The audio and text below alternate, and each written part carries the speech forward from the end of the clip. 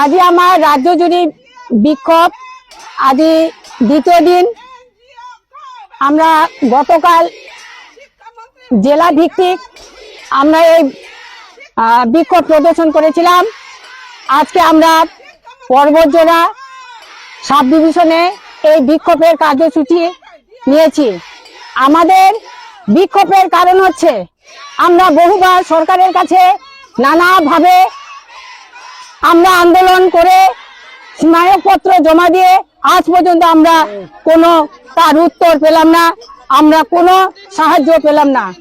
তাই আজকে আমরা নভেম্বরের 1 তারিখ থেকে 4 তারিখ পর্যন্ত এই বিক্ষোভ, এই আন্দোলন, এই রান্না বন্ধ আমরা চালিয়ে যাব।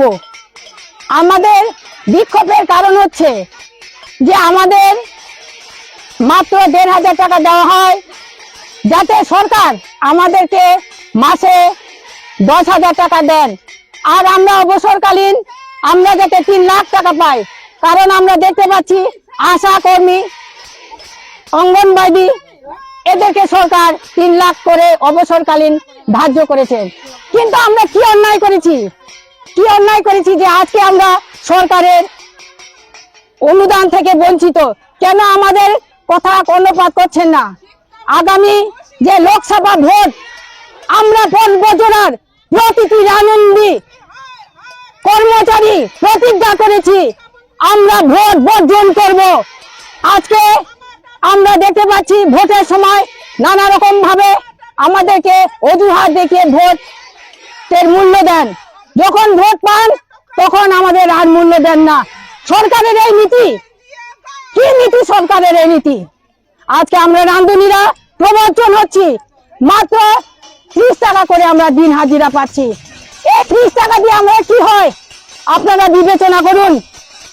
আজকে যারা আপনারা অফিসে কাজ করছেন 50,000 60,000 করে পাচ্ছেন, তথাপি আপনারা ডিমান্ড করেন যে আমাদের আরো লাগে। কিন্তু আপনারা দেখতে পাচ্ছেন 30 টাকা দিয়ে একটা সুন্দর প্রতিষ্ঠান, একটা আঁচনি আমরা চালিয়ে যাচ্ছি, যে আঁচনি আপনাদের প্রত্যেকটি পরিবার থেকে আপনাদের শিশু সন্তানের জন্য আমরা মধ্যাহ্ন ভোজন কার্যসূচি করি, আর আপনারা আমাদের জন্য কিছুই করছেন না। এই আঁচনি আপনারা কেন সৃষ্টি করেছেন? আপনারা বন্ধ করে দেন যদি আপনারা চালাতে না পারেন। কারণ আমরা দেখতে পাচ্ছি আমাদের এই বেতন দিয়ে আমাদের কোনো লাভ হচ্ছে না। আমরা বৃদ্ধ হয়ে গেছি, আমাদের 3 লাখ টাকা অবসর আপনারা দিতে হবে। আর আপনারা যদি আমার সরকার যদি এই 3 লাখ টাকা না দেন, আগামী দিনে আজকে আমরা 4 দিনের কার্যসূচি করছি, আগামী দিনে আমরা 1 মাস ধরে এই কার্যসূচি করব। আমরা দরজায় রান্না করে তালা চাবি দিব যদি আমাদের এই ডিমান্ড না হয়। আর আমাদের 10 মাসের বেতন দেওয়া হয় 1500 টাকা, আর 2 মাসের বাদ দেওয়া হয়। এই 2 মাস আমরা কোথায় গিয়ে কিভাবে আমরা এই 2 মাসকে সংসার চালাবো? আমাদের 12 মাসের বেতন অবশ্যই দিতে হবে। এই সরকার আমাদের প্রবঞ্চন সরকার, এই সরকার আমাদের লাগে না।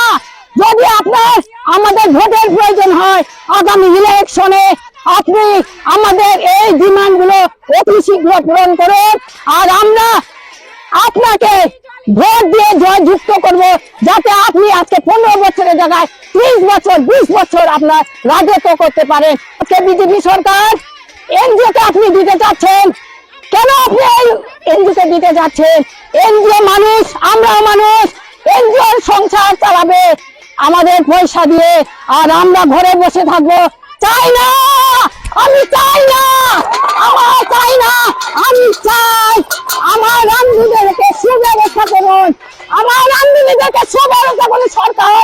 না হলে আগামী দিন আপনার ভোট থেকে আমরা দূরে সরিয়ে যাব।